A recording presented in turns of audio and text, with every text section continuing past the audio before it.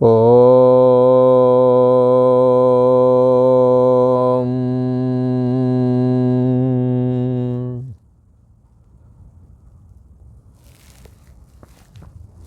श्री योग वासिष्ठ के उपशम प्रकरण में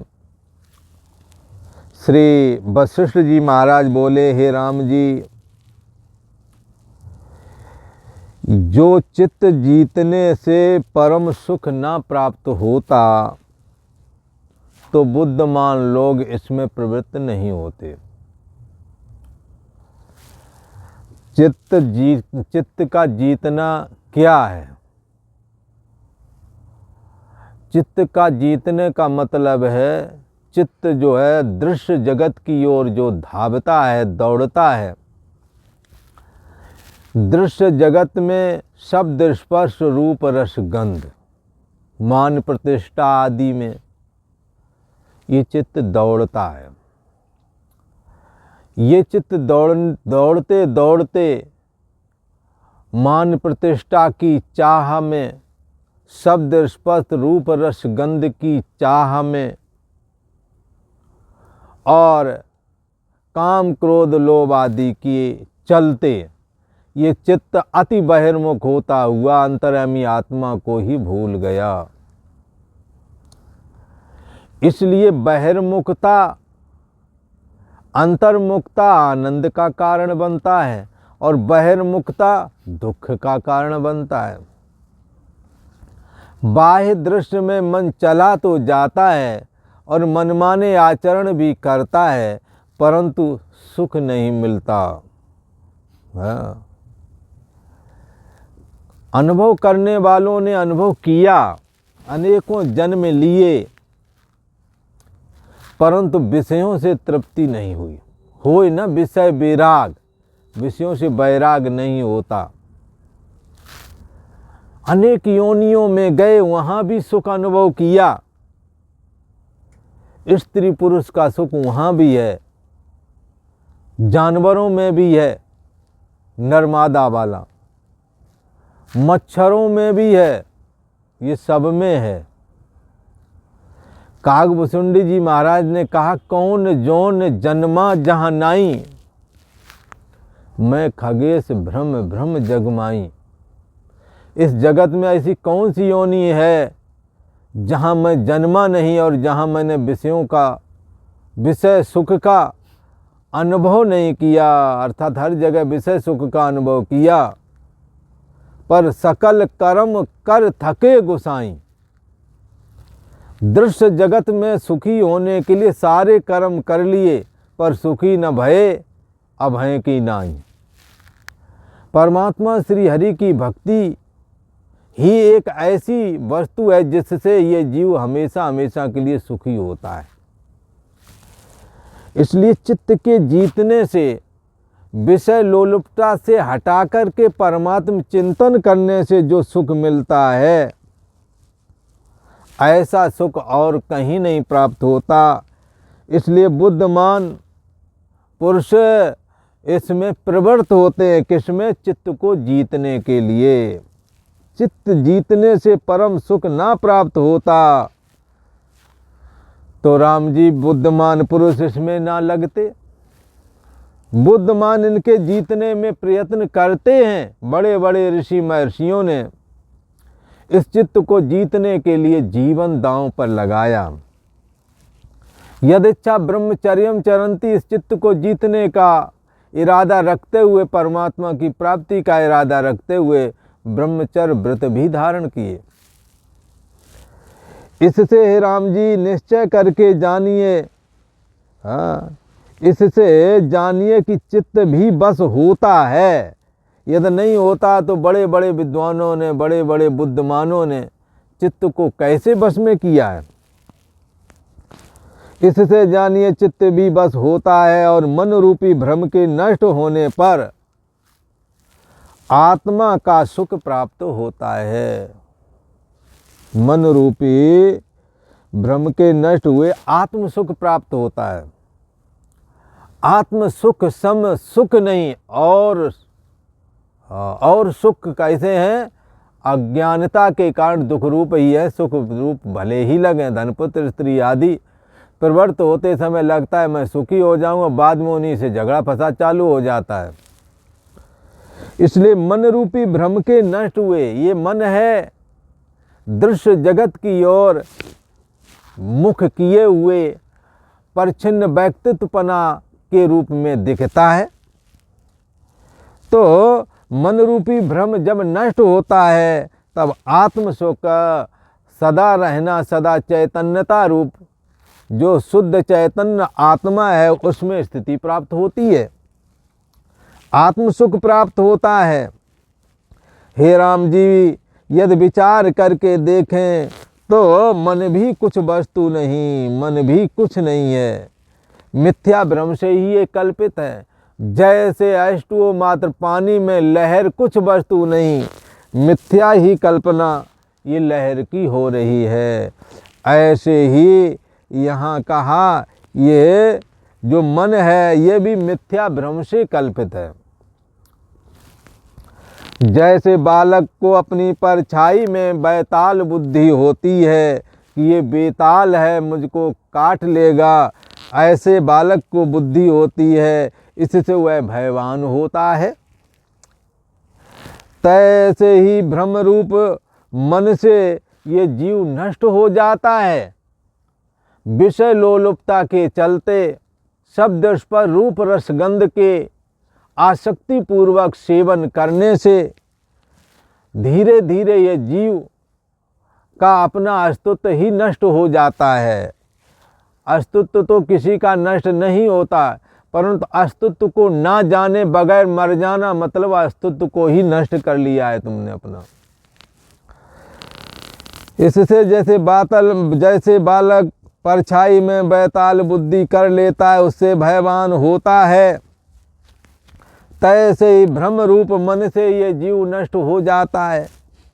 भ्रम रूप मन से जीवात्मा सोने जागने वाली चेतना पुनर्जन्म पुनर्मरणम में पड़ जाती है। इसलिए ये सोने जागने वाली चेतना रूप जीव नष्ट हो जाता है।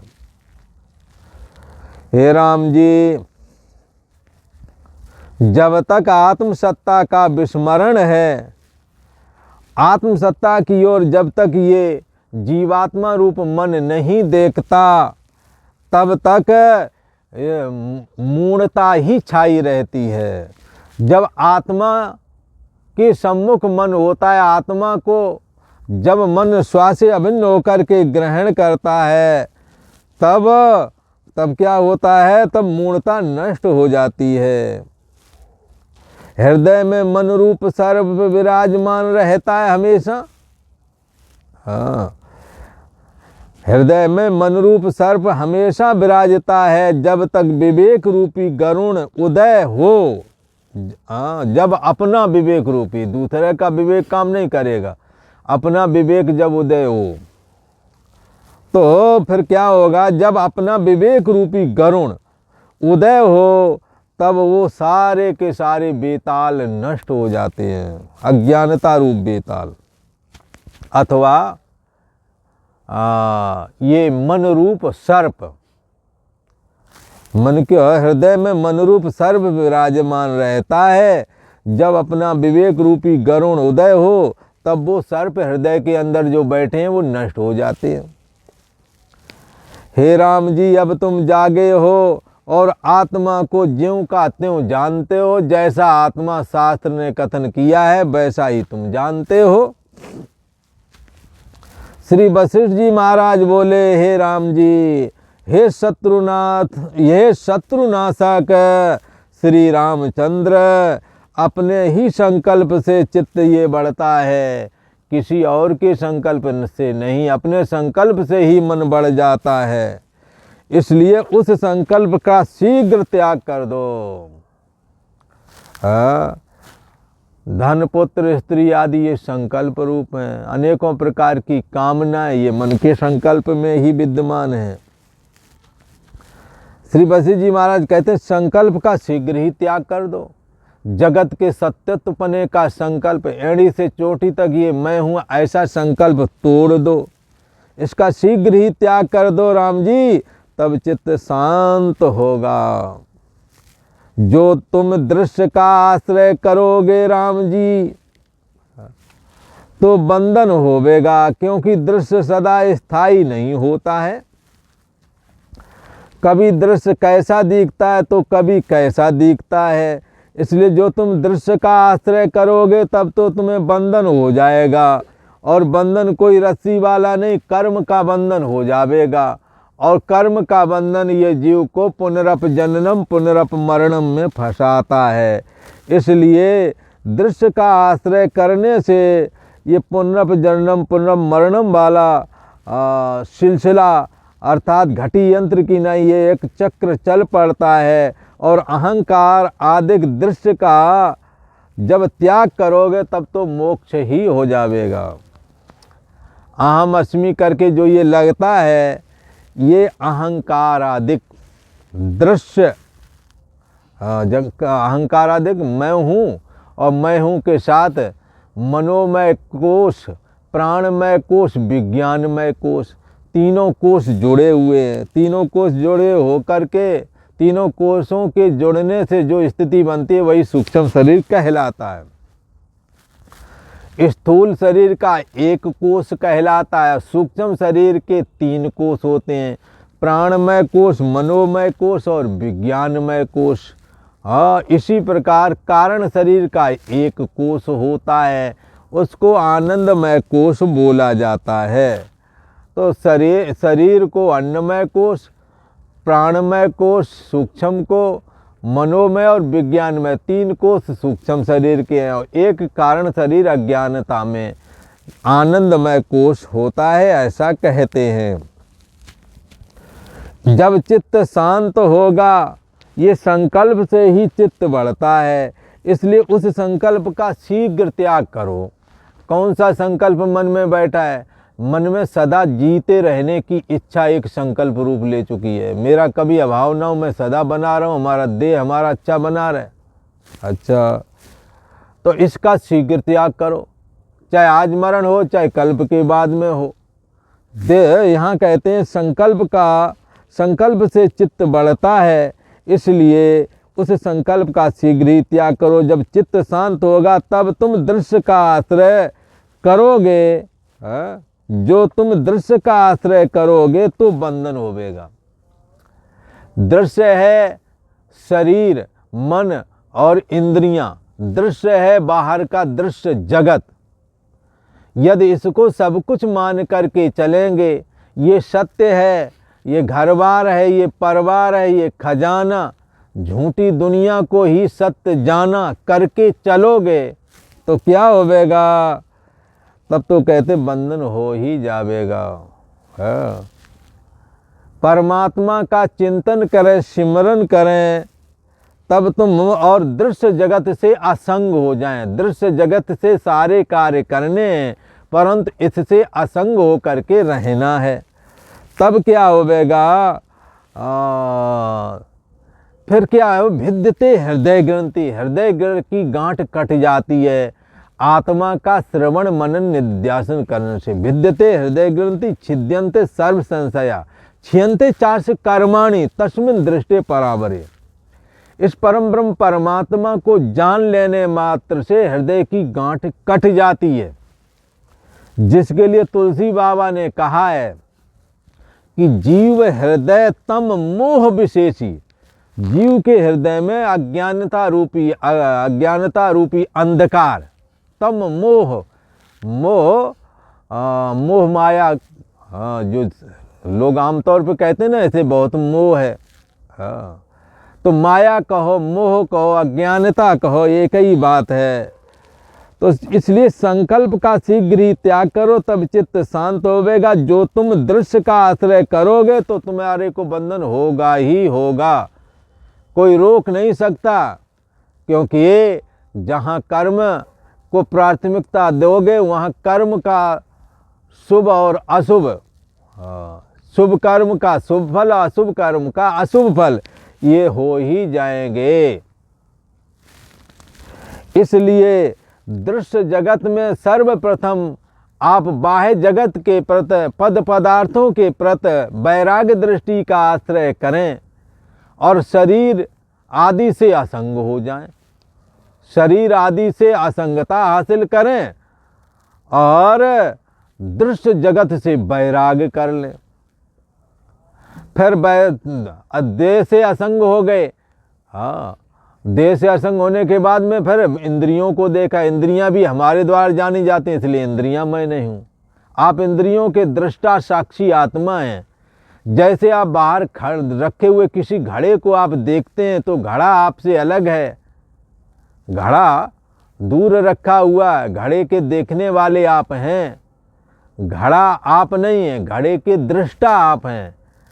ऐसे ही जब अंतर्यामी आत्मा को जानने का प्रयास किया जाता है तो अंदर में शरीर का जानने वाला दृष्टा कौन है, फिर शरीर का जानने वाला, फिर इंद्रियों को कौन जान रहा है, फिर इंद्रियों को जानने के बाद में पता लगा मैं जान रहा हूँ, फिर मन को जाने, को देवा जो मना साक्षी, इस मन को भी जानने वाला कोई है, वो कौन है।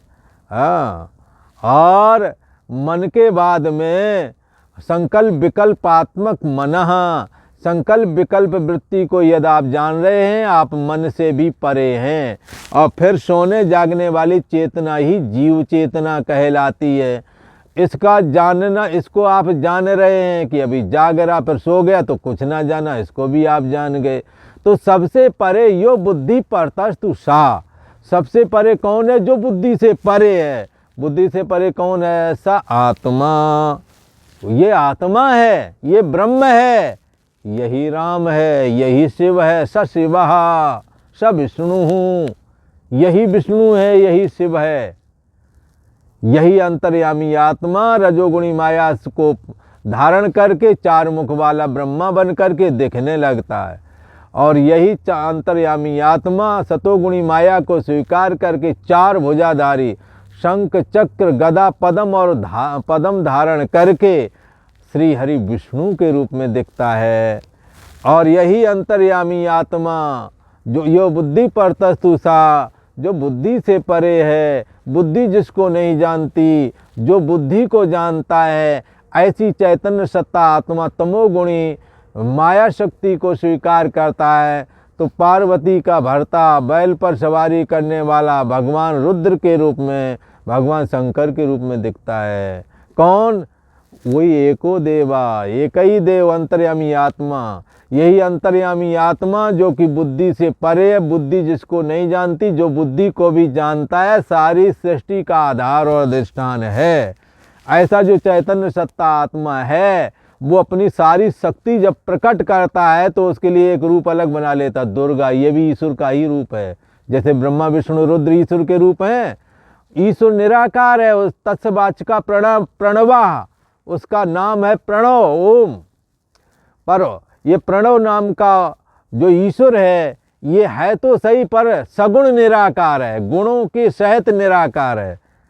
पर जब एक एक गुण को स्वीकार करके साकार करता तो सबकी नजर में आ जाता है। सतोगुण को विष्णु करके स्वीकारता, सतोगुण को स्वीकारता है तब विष्णु करके पुकारा जाता है ओंकार को। और जब तमोगुण को स्वीकारता है तो उसी ओंकार को शंकर करके पुकारा जाता है, शिवजी करके। और वह चतुर्मुख ब्रह्मा जब सृष्टि उत्पत्ति करता है तब वही ओंकार जिसका कोई रूप आकार नहीं, सगुण निराकार है, वही फिर चार मुख वाला ब्रह्मा कहलाता है। सारी सृष्टि के विघ्न दूर करने की ठानता है, तब श्री गणेश विनायक बन करके दिखता है। एको देवा, एक ही देव है। कौन है? सा आत्मा, यही आत्मा है। हाँ, सब विज्ञेया, इसको जानना चाहिए, इसको समझना चाहिए। तपसा ब्रह्म विजिज्ञासस्व, विचार रूप तप से जानो। और जब हे राम जी अपने ही संकल्प से चित्त बढ़ता है, कोई और नहीं है, पर तुम जागे हो, हाँ, ये बात निश्चय करके राम जी समझो, संकल्प से चित्त बढ़ता है, इसलिए उस संकल्प का शीघ्र ही त्याग कर दो, तब चित्त शांत हो जाएगा। और आज इतना ही। वीडियो यदि अच्छा लगे तो लाइक करें, शेयर करें, सब्सक्राइब करें और बेल आइकन को भी दबा के रखें। ओ